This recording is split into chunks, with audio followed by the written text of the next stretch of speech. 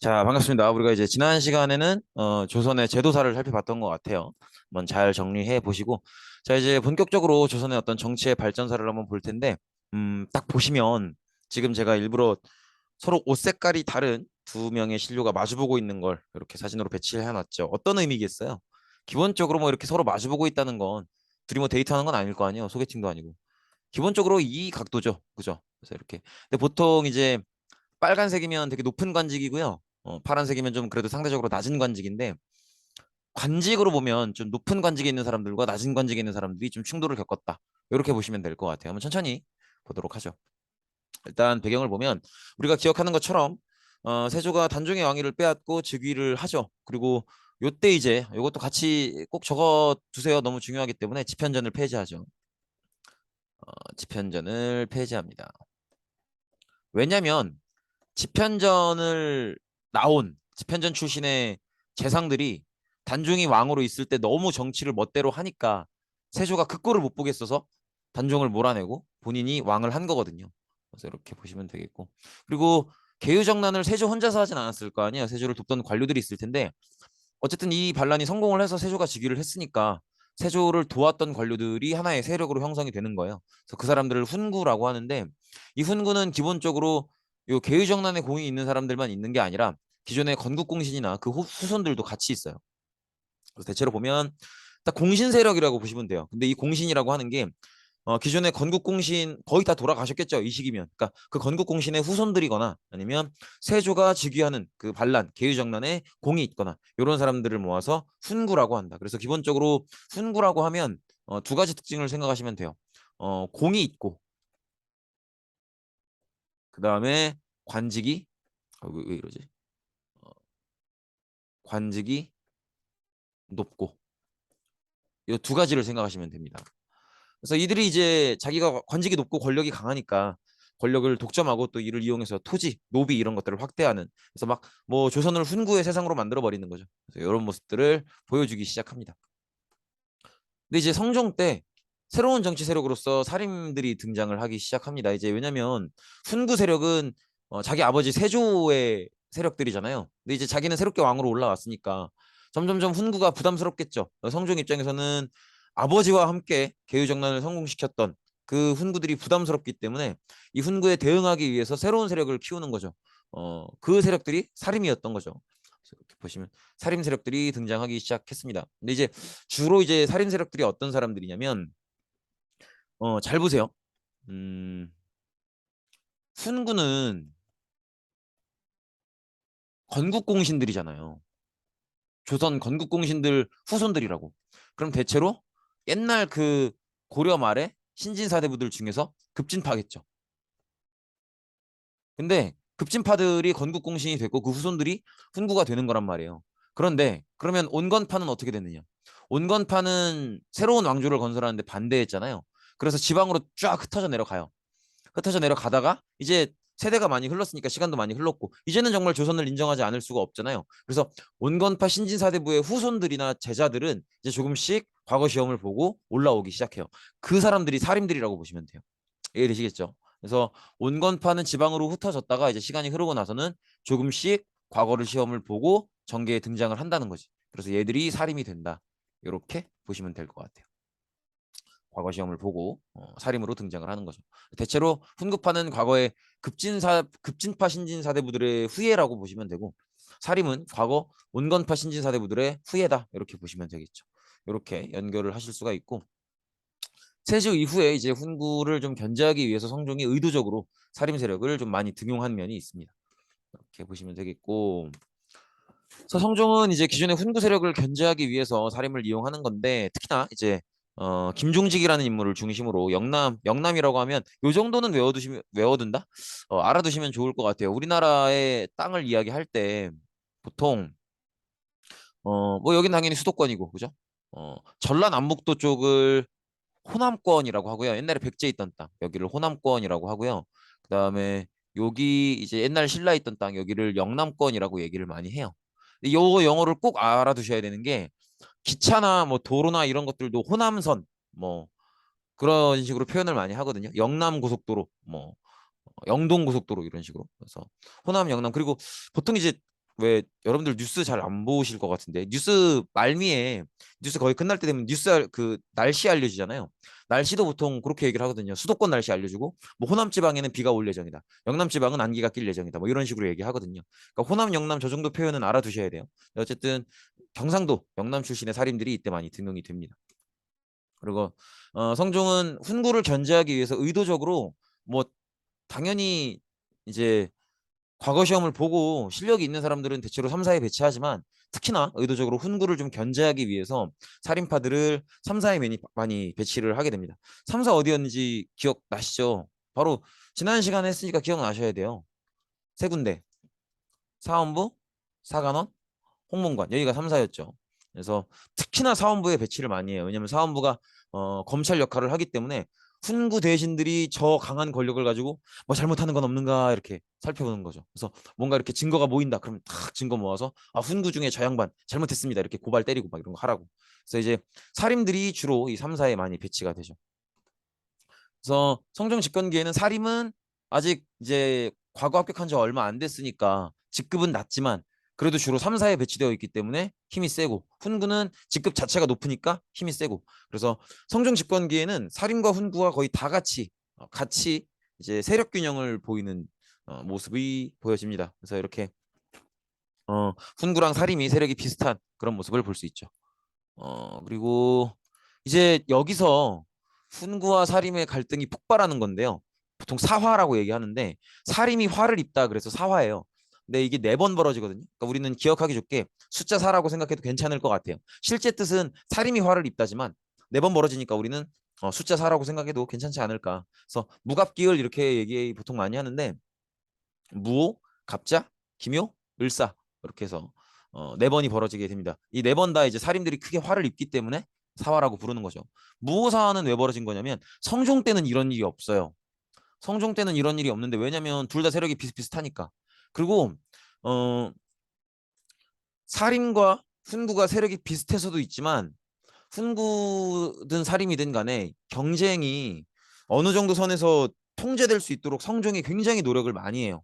그래서 물론 이제 어, 훈구를 견제하라고 살인을 뽑아 놓은 거지만 이 견제가 적당한 견제로 끝나야지 서로 간에 돌이킬 수 없는 싸움으로 번지면 정치에 정말 큰 혼란이 오는 거거든요. 그러니까 성종은 훈구를 견제하기 위해서 살인을 등용했지만 이 견제가 적정선에서 이루어지도록 하고 큰 싸움은 안 나게끔 굉장히 조율을 잘합니다. 그러니까 성종도 굉장히 지혜로운 왕인 거죠. 근데 이제 점점점 이 둘의 경쟁과 갈등이 심해지면서 성종이 죽고 나서는 이 통제가 어려워져요. 그러면서 이런 사건이 발생하는 거예요.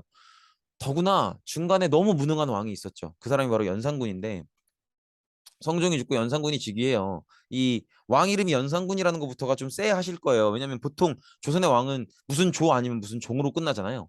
근데 연산군으로 끝났다는 건 왕으로 인정을 못 받는다는 얘기예요. 그러니까 중간에 쫓겨났다는 얘기죠. 그래서 얼마나 정치를 못했으면 쫓겨났겠어요. 근데 이제 연산군 때 이런 일이 벌어지는데 한번 보죠. 무호, 갑자, 기묘, 을사 4개의 사화 중에 2개의 사화가 연산군 때 벌어져요. 그러니까 연산군 때는 정말 정치가 혼란 그 자체였겠죠. 어떤 식으로 벌어지냐면 이 살림의 중심에 있는 사람이 김종직이라는 사람인데 이 사람이 갑자기 그런 글을 써요. 조의 제문 이렇게 돼 있죠. 어떻게 읽는 거냐면 띄어쓰기를 원래 안 하긴 하지만 조의제 문. 그래서 조는 조문한다는 뜻이에요. 그러니까 조문한다는 게 뭐냐면 음 우리가 이제 장례식장 혹시 가보셨나? 왜 어느 분이 돌아가시면 그분을 추모하는 그런 게 조문이에요. 조문. 그리고 의제는 옛날 한나라 황제의 이름이거든요. 그래서 이제 의제를 추모한다 이런 글이에요. 근데 김종직이 이 글을 썼는데 이 글을 훈구치기 문제를 삼으면서 이제 문제가 되는 거죠. 이게 이제 조의제문이에요. 그래서 여기 내용이 뭐냐면 여기 작게 나와 있는데 보이실지 모르겠네요. 여기 지금 오른쪽 아래에 이렇게 써 있죠. 항우 항우 기억하실지 모르겠네. 항우가 누구냐면 우리 작년에 배웠어요. 우리 이제 진나라가 중국 진나라가 진성오광의 난으로 망하고 나서 그 다음에 이제 한나라를 세운 유방과 초나라를 세운 항우가 경쟁을 하죠. 그러고 나서 이제 유방이 이겨서 한나라가 세워지는 건데 이 항우 그 인물이에요. 그 항우가 이제 의제라는 황제를 굉장히 어릴 때 죽여요. 근데 요 그를 그러니까 그때 이제 수천 년 전에 중국의 어린 황제가 항우한테 죽잖아요. 그 황제를 이제 그 황제의 죽음을 슬퍼하는 글이 조의제문이에요. 그러니까 되게 좀 황당한 글이죠. 갑자기 김종직이 어, 몇천 년 전에 중국의 어린 황제가 죽었던 그 일을 슬퍼하는 글을 쓰는 거예요. 그래서 훈구가 이걸 보고 이거는 좀 사실은 저격글이다. 이거 좀 의미가 있다. 이렇게 생각을 하는 거죠. 왜 요즘도 이렇게 연예인들 보면은 아니면은 뭐 래퍼들이나 이렇게 보면은 막 인스타에다 이상한 저격글 쓰고 막 그러잖아요. 그런 성격의 글이라고 본 거예요. 그래서 항우가 의제를 어릴 때 죽인 걸 수양대군이 단종 어릴 때 죽인 거로 빗대는 거 아니냐. 그러면 이거는 사실상 수양대군 즉 세조를 욕하는 글 아니냐. 이렇게 이제 훈구가 지적을 하는 거죠. 그러면서 김종직을 포함한 살인들을 다 공격을 합니다. 그래서 살인들이 이때 어마어마한 화를 입게 돼요. 그래서 이게 무오사화예요. 이 글 하나 때문에. 그러니까 이제 음, 우리나라 역사상 가장 뭔가 타격이 컸던 저격글이라고 생각하시면 될 것 같아요. 그죠? 인스타가 있는 요즘보다 인스타가 없던 저 시절에 더 저격글이 큰 효과를 불러일으킨 거죠. 그래서 이때 정말 많은 살인들이 죽거나 다치고요. 또 지방으로 쫓겨가고 잘리고 막 이렇게 되죠. 어, 그다음에 연산군이 정말 정치가 엉망이어서 사화가 한 번 더 벌어져요.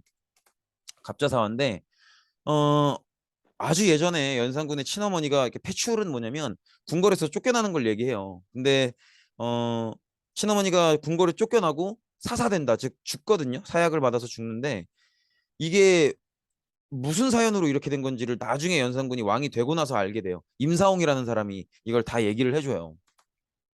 배비윤 씨, 연산군의 어머니죠. 연산군의 어머니가 왜 궁궐에서 쫓겨났는지, 왜 돌아가시게 됐는지, 그런 모함을 누가 이렇게 주도했는지 이런 것들을 임사홍이라는 사람이 다 얘기를 해주고 연산군이 그래서 어, 자기 어머니가 이렇게 돌아가시는데 조금이라도 관련이 있었던 사람들은 다 집합시키고 다 죽입니다. 다 죽이고 쫓아내고 막 이렇게 해요. 그래서 이때는 살인 당연한 거고요. 훈구도 상당히 피해를 많이 봅니다. 그래서 갑자사화의 특징은 훈구 살인할 거 없이 다 피해를 봤다는 게 또 큰 특징이기도 하죠. 그래서 이렇게 보시면 되겠고. 그리고 무오사와 갑자 사이에 아니야. 무오사와 갑자사와 지나고 갑자사와 기묘사와 요 사이에 중종 반정이 있어요. 뭐냐면 반정이라고 하는 건 정치를 뒤집어 버리는 걸 얘기하는 거거든요. 그러니까 이제 연산군을 쫓아내고 중종을 왕으로 올리는 거죠. 왜냐면 연산군이 정치를 너무 엉망으로 했거든. 연산군이 막 이렇게 무오사와 갑자사와 둘 다 결국은 신하들을 막 죽이고 쫓아내고 하는 거 아닙니까? 근데 우리가 지금 이렇게 몇백 년이 지난 뒤에도 기억할 정도로 대규모의 사건, 정말 많은 신하들이 막 쫓겨나고 죽고 이런 사건들이 두 번이나 있었단 말이에요. 한 명의 왕이 집권하는 동안. 그럼 정치가 얼마나 엉망이었다는 거예요. 이런 식으로 연산군이 정치를 개판으로 계속하고 사실상 연산군은 정치라는 걸 했다라고 보기도 힘들 정도예요. 너무 정치를 엉망으로 하니까 이제 훈구 세력이 결국 못 견디고 연산군을 몰아내고 중종을 왕으로 올리게 됩니다. 어느 정도로 정치가 엉망이었냐면 우리가 요새가 아니라 우리가 지금도 그런 말을 하죠. 아, 진짜 흥청망청 놀았다고 진짜. 막 나 친구들 만나가지고 막 진짜 뭐 이것도 하고 저것도 하고 하면서 되게 흥청망청 놀았다 이런 얘기 하는데 그 흥청이라는 말이 어디서 오는 거냐면 여기 보세요. 이게 연산군 일기, 그러니까 조선왕조실록 기사인데 제주가 우수한 기녀에게는 매달 요를 주되 요금, 그러니까 이거는 이제 돈을 주는 거죠. 가장 능한 자에게는 면주나 면포를 더 주고 그중에 자색이 있는, 이렇게 자색이 있다는 건 이쁘다는 거예요. 그래서 예쁜 기녀한테는 흥청으로 올리는 것이 가하다. 그러니까 이게 흥청이라고 하는 게 뭐랄까 탑스타급 기생이라고 생각하시면 돼요. 그러니까 나라 정부에 돈을 들여서 세금으로 걷는 건데 그 정부 세금을 들여서 막 기생들 돈 주고 이러고 있으니까 얼마나 답답한 노릇입니다. 여기도 보면은 흥청, 그러니까 기생이죠. 기생 300명, 운평학 하면 이제 악기 연주하는 사람들이에요. 이런 사람들을 700명을 정원으로 하고 광의, 이 사람들도 이제 광대애들이거든요. 증언하라 이런 얘기가 나오죠. 그러니까 자기 놀 생각만 하는 거야. 막 기생들 잔뜩 들여다가 막 이쁘다고 돈 주고 막 이제 별풍 쏘는 거죠. 그죠? 기생들 이쁜 애들 데려다가 막 제로투 시키고 돈 쏘고 막 이러고 있는 거예요. 왕이 그러면 이걸 신하들이 보고 있으면 왕이라고 대책 없는 놈 올라와가지고 맨날 이쁜 애들 불러다가 막 제로투 시키고 돈이나 뿌리고 이러고 앉아 있으니 다 그 세금인데 얼마나 깝깝합니까? 그러니까 이제 훈구들이 보다 못해서 연산군을 몰아내고 중종을 왕으로 올린 거죠. 그러면 여기서 일단 연산군이 쫓겨난 건 이해가 되시죠? 정치를 엉망으로 했으니까. 그럼 여기서 뭘 보셔야 되냐면 자 보세요. 연산군은 쫓겨났어. 그냥 됐어요 그걸로. 그럼 이제 중종이 문제예요. 중종이 보세요. 중종은 본인이 왕이 되고 싶어서 왕위에 올라간 게 아니잖아요. 그런데 훈구 세력이 중종을 왕위로 올렸단 말이에요. 그럼 반대로 얘기하면 중종은 누구 덕에 왕이 된 거예요? 훈구 덕에 왕이 된 거죠. 그러면 중종이 집권하는 동안은 누구의 목소리가 크겠어? 훈구의 목소리가 큰 거죠. 우리가 중종 반정에서 봐야 될 건 이거예요. 연산군이 정치를 못했고 뭐 이렇게 그냥 기생들한테 돈 뿌렸고 그거는 그냥 한마디 욕하고 말면 돼요. 근데 우리가 중요하게 봐야 될 건 연산군 정치 못한 거 알겠다 이거야. 그래서 연산군 쫓아냈고 중종을 왕위로 올렸는데 중종을 왕위로 올린 세력이 훈구이기 때문에 중종이 집권하는 동안에는 훈구의 목소리가 클 수밖에 없다는 거죠. 그러면 이 상황에서 중종은 어떻겠어? 훈구한테 부담을 느끼게 되는 거예요. 성종도 그랬죠. 성종도 자기 아버지 세조 때 훈구 애들이 공신으로 자리 잡혀 있으니까 자기가 올라오고 나서는 훈구 세력한테 부담을 느꼈잖아요. 그래서 살인들을 잔뜩 뽑아다가 사원부 사관원 홍문관이 3사에다 넣은 거잖아요. 둘이 견제를 시킨 거잖아. 중종도 같은 상황이 된 거예요. 훈구 때문에 왕이 올라오게 됐고 왕이 집권하는 동안 자기가 집권하는 동안 훈구의 세력이 너무 강하고 훈구 세력한테 부담을 느끼는 그런 상황이 된 거죠. 중종이. 그래서 중종의 입장을 더 보셔야 됩니다. 어쨌든 이런 상황이 됐어요. 그래서 이제 세 번째 사화가 중종 때 벌어지게 되는데 이게 기묘사화라고 해요. 왜냐면 뭐 우리가 예상을 할 수 있겠지만 중종을 왕위로 올려놓은 게 훈구고 훈구가 중종을 워낙 멋대로 하니까 중종이 집권하는 초반기 동안 너무 훈구가 이제 자기들 멋대로 하고 이렇게 하니까 훈구의 어떤 권력 독점을 깨기 위해서 그리고 훈구를 견제하기 위해서 어떻게 하냐면 살인들 중에서 굉장히 이름이 높았던 조광조라는 인물을 등용하게 됩니다. 굉장히 학문적으로도 실력이 뛰어났고 굉장히 어릴 때 과거에 합격해요. 그리고 뭐 말로는 그래요. 그렇게 잘생겼대. 그 조선왕조실록에 기록된 사람 중에 외모에 대해서 유일하게 기록이 있는 사람이 이 사람이에요. 진짜 잘생겼었나 봐. 잘생기 부럽다. 그죠? 공부도 잘하고 잘생기고 죽여버릴까. 돌아가셨구나. 참 그래. 물론 예쁜 여자도 뭐 행복한 삶을 살겠지만 난 내가 여자가 아니니까 예쁜 여자는 잘 모르겠고 잘생긴 남자 진짜 부럽더라. 진짜 부럽더라. 하여튼 뭐 그렇고요. 뭔 얘기를 하는 거야. 또 아이유 사진을 깔아야 되나?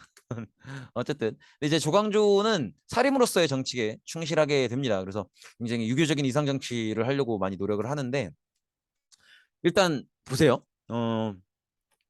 조광조를 등용해서요. 조광조가 굉장히 빨리 승진해요. 굉장히 젊은 나이 20대 후반 나이에 사원부 대사원에 올라요. 사원부면 지금의 검찰이라 그랬죠. 사원부의 짱이 대사원이거든요. 그러니까 검찰총장을 20대 중반에 하는 거야. 그러면 물론 이 사람도 똑똑하지. 똑똑한 사람이고 능력 있는 사람이긴 한데 아무리 사람이 능력이 있기로서는 20대 중후반에 그 자리에 올라가는 게 말이 안 되잖아요. 그럼 조광조 생각에 무조건 그냥 자기가 잘해서 올라갔다고 생각할까? 아니란 말이에요. 조광조도 똑똑한 사람이고 중종이 자기를 왜 이렇게까지 치고 올리는지를 자기가 알 거 아니에요. 그러면 조광조가 생각을 할 때는 중종이 자기한테 이렇게 파격적인 승진을 시켜준다? 그럼 이건 그냥 너 잘했어 이렇게 격려해주고 응원해주는 게 아니라 자기한테 뭔가 정치적으로 바라는 게 있는 거예요. 조광조가 생각했을 땐 중종이 자기를 이렇게까지 올려주는 건 의도가 있다라고 보는 거죠. 자기한테 요구하는 역할이 있다고 보는 거예요. 그럼 그 역할이 뭐겠어? 중종이 조광조를 이렇게까지 빨리 승진시키면서 조광조한테 원하는 역할. 당연하죠. 훈구를 견제하는 거죠. 훈구를 견제하려면 어떻게 해야 돼요? 살인의 머릿수를 늘려야죠. 그래서 현량과를 실시하는 거예요. 현량과는 뭐냐면 현명한 사람들을 과거를 안 보더라도 추천에 의해서 뽑는 거예요. 그리고 이렇게 하면은 그동안 뭐 자기 뜻이 있어서 과거를 안 보는 사람들이나 굉장히 심성은 고운데 자꾸 과거에서 뭔가 운이 안 좋아서 떨어지는 사람들 그런 사람들을 추천해서 올릴 수 있겠죠. 그리고 이게 저도 봐서 알지만 이게 시험이라고 하는 게 마냥 실력은 또 아니야. 또 운도 많이 작용하고 그런단 말이에요. 그러니까 이제 분명히 굉장히 실력이 뛰어난데 뭐 이제 그때그때 운이 좀 안 좋아서 안 된 분들도 계실 거 아니에요. 그러니까 이제 현량과를 실시해서 추천에 의해서 인재를 등용하면 살인들이 훨씬 많이 등용이 되겠죠. 그리고 당연히 조광조가 주도하는 정책이니까 추천되는 건 살인들일 거고. 그러니까 살인의 머릿수를 확 늘리기 위해서 이렇게 과거를 보지 않아도 추천에 의해서 관료에 등용될 수 있도록 현량과를 실시하는 거죠. 그래서 현량과의 핵심은 추천입니다. 추천. 왜 하는 거라고? 살인의 머릿수를 늘리기 위해서. 살인의 숫자를 늘리기 위해서 현량과를 실시하는 거예요. 그래서 살인이 현량과를 통해서 정계 진출을 많이 하는 계기가 되죠. 근데 이게 중요해요. 미훈 삭제. 이거 정말 중요합니다. 이게 사실은 현량과를 실시하고 이렇게 추천을 통해서 살인들을 많이 뽑는 걸 보면서 훈구들은 기분이 안 좋았겠죠. 조광조가 이렇게 하는 걸 보면서 훈구들은 아유, 그래. 어디까지 하나 한번 보자 한번. 네 어디까지 하나 한번 보자. 이렇게 보고 있었단 말이에요. 참으면서. 근데 어디까지 하냐면 미훈삭제까지 해요. 기억하시겠지만 훈구가 훈구인 이유는 뭐예요? 자기 조상이 건국에 공이 있든 아니면 본인이 세조 집권에 계유정난에 공이 있든 기본적으로 훈구가 되는 건 공이 있기 때문이에요. 공이 있기 때문에. 그죠?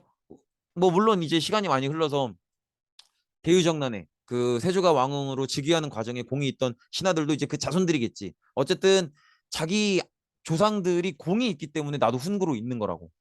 그게 건국에 대한 공이든 세조가 계유정난을 성공하고 왕으로 올라간 거에 대한 공이든 자기 조상이 공이 있기 때문에 자기가 지금 훈구로 있는 거예요. 근데 위훈삭제라는 건 뭐냐면 이 위가 거짓 위자예요. 그래서 훈구들 중에서 진짜 훈구들의 조상을 조사해서 정말 공이 있다고 입증되는 신하들만 인정하고 나머지 뭔가 허위인 사람들은 불화로 기록이 올라간 사람들은 삭제하자는 거예요. 이게 위훈삭제예요. 그러면 훈구들이 볼 때는 이거는 건드리면 안 돼. 일종의 패드립이지.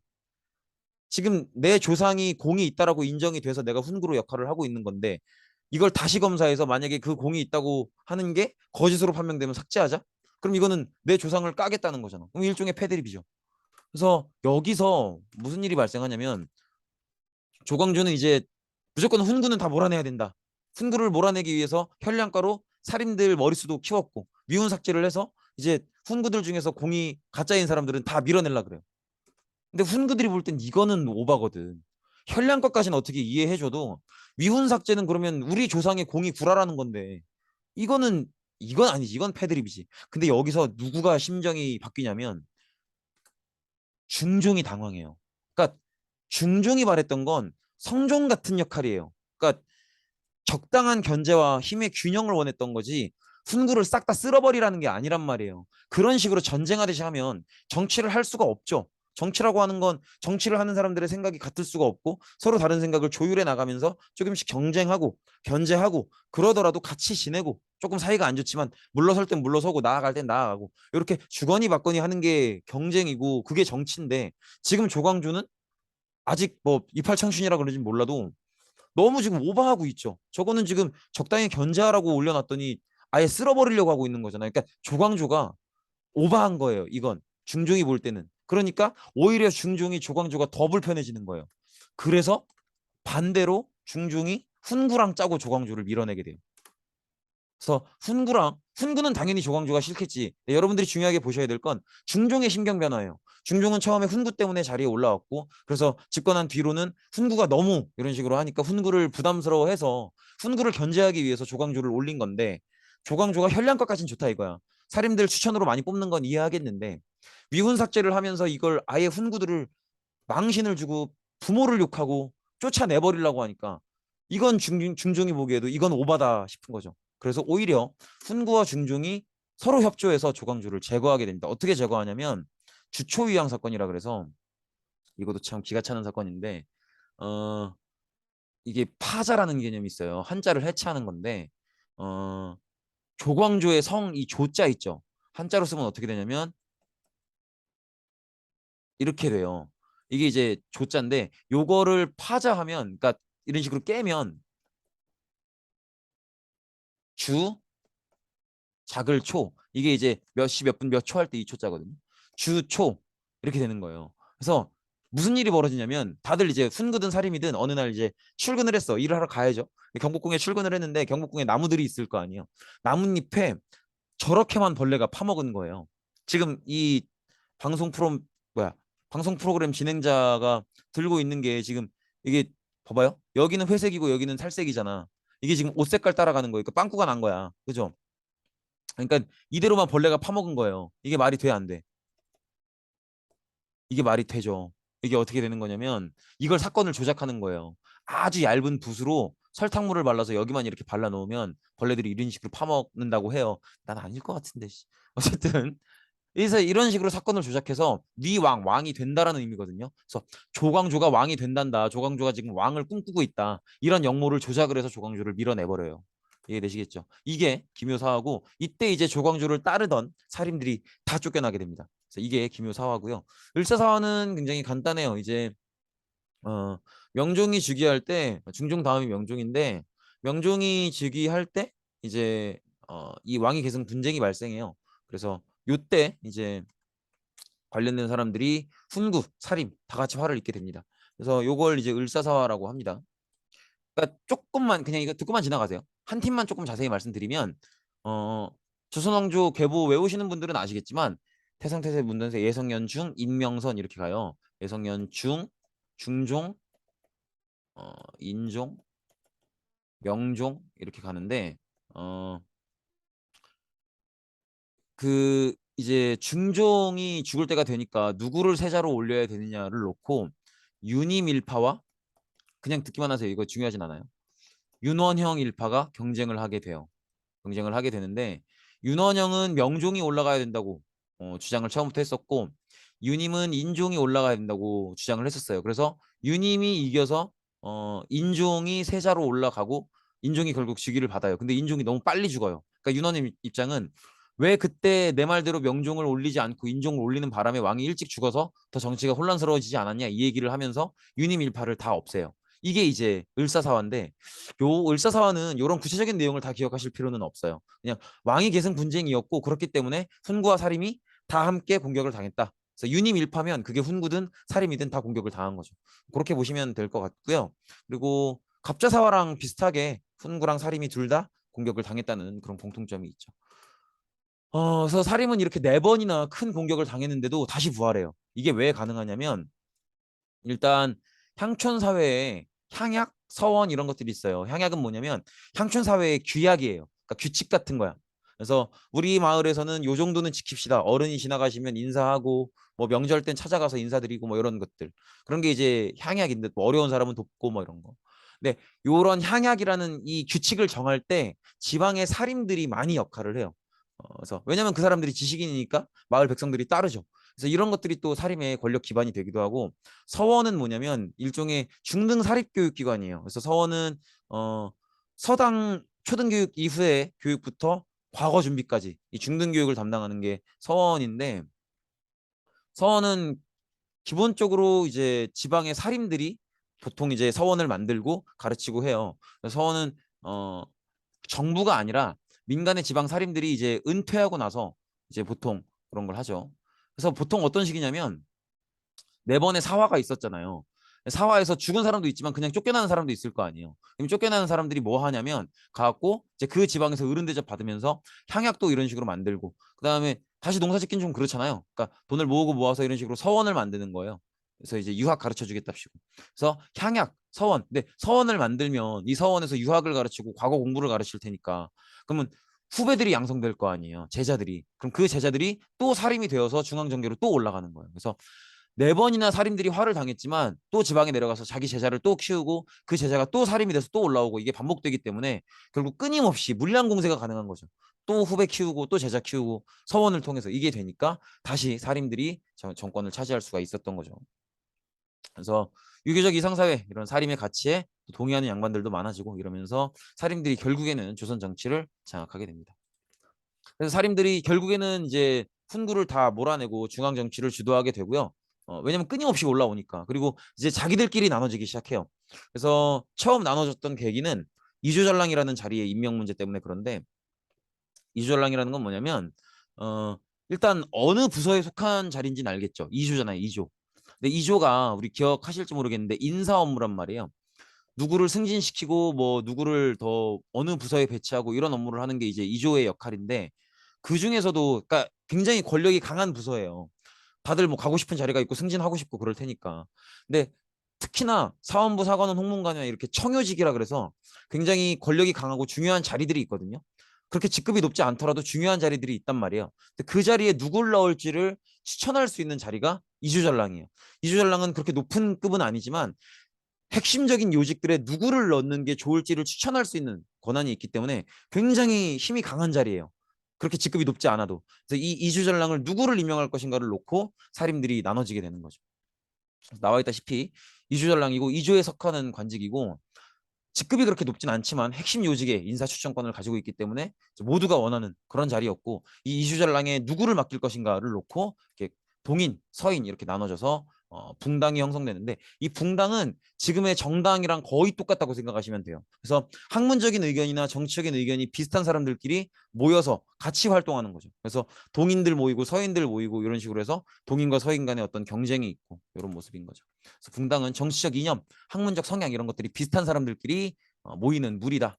이렇게 보시면 되겠죠. 그래서 처음에 형성됐을 때는 이렇게 토론하고 서로 협의하고 이런 식으로 해서 합리적으로 정책을 이끌어내는 내가 좀 물러서고 너가 좀 물러서고 서로 양보하고 이런 식으로 합리적으로 정책을 이끌어 나가는 노력을 많이 하는데 이게 나중에 가면 갈수록 서로 이제 존재를 걸고 싸우는 그런 모습을 보시게 될 겁니다.